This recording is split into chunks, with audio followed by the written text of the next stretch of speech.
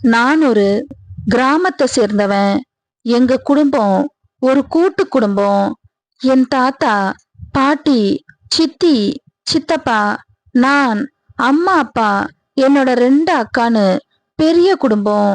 நான் அருகில் இருக்கும் பட்டணத்துல இருக்கிற கல்லூரியில 2ஆம் ஆண்டு படிச்சுட்டு இருக்கிறேன். இந்த கதையில் வரும் நாயகி என் சித்தி. அவ பேரு ரம்யா. அவளுக்கும் என் சித்தப்பாவுடன் 10 ஆண்டுகளுக்கு முன்பு திருமணமாச்சு. அவளிடம் பேச எனக்கு ரொம்ப நாளா ஆசை இருந்துச்சு. ஆனா பயத்துல எதுவுமே பேசினதில்ல. நாங்க அனைவரும் ஒரே வீட்ல இருப்பதால அவளை பார்க்க நிறைய வாய்ப்பு கிடைக்கும். வீட்ல நான் ரொம்ப நல்ல பையன். அனைவருக்கும் என்ன பிடிக்கும். என் அப்பா ரொம்ப கண்டிப்பா இருப்பாரு. என் சித்தப்பா விவசாயம் செய்யறாரு.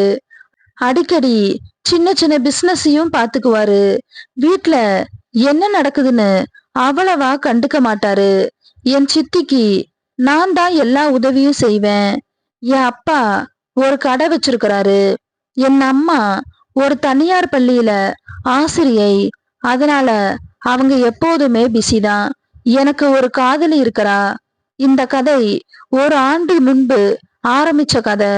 நான் 1ஆம் ஆண்டு கல்லூரியில படிச்சு வந்தேன். ஒரு நாள் என் சித்தி என்ன கொல்லைக்கு கூட்டிட்டு போக சொன்னா. நானும் அவளை அழைச்சு செல்ல வண்டி எடுத்தேன். கிராமத்து ரோடு மேடும் பள்ளமும் கொண்டதா இருக்கும். அதனால வண்டியில போகும்போது அவ அவ்வளவா கண்டுக்கல. சீக்கிரமா எங்க வயலை அடைஞ்சோம். நாங்க கரும்பு தோட்டம் வச்சிருக்கிறதால தூரத்துல இருந்து எங்களை யாராலும் பார்க்க முடியாது. இருவரும் உள்ள சென்று சோலையை பிடிச்சுக்கிட்டு இருந்தோம். என் இதயம் வேகமா துடிக்க ஆரம்பிச்சுது. ஆனா இந்த வாய்ப்பை வீணாக்க நான் விரும்பல. அவளுக்கு கோபம் வந்துச்சு. என்னை தள்ளி விட்டா. அவளிடம் பேச ஆரம்பிச்சேன். சித்தி, ஒரே ஒரு முறை உங்ககிட்ட பேசணும். வேண்டாம், முடியாதுன்னு மட்டும் சொல்லிடாதீங்கன்னு சொல்லிக்கிட்டே இருந்தேன். சித்தி ஒரே முறை என்ன பேச அனுமதியுங்கன்னு சொன்னேன். அதன் பின் அவ மெல்ல பேச ஆரம்பிச்சா.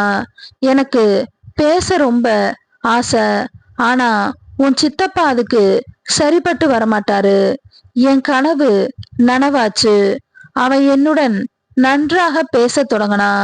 கொஞ்ச நேரம் ஓய்வு கொடுத்து மீண்டும் மெல்ல பேச அவ அமைதியானா.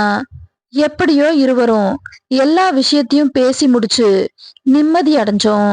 பின் அங்கிருந்து இருவரும் கிளம்ப, அதன் பின் இருவரும் அடிக்கடி கரும்பு தோட்டத்துக்கு வந்து மனசுல உள்ள அனைத்தையும் பேசி மகிழ்ச்சியா இருப்போம்.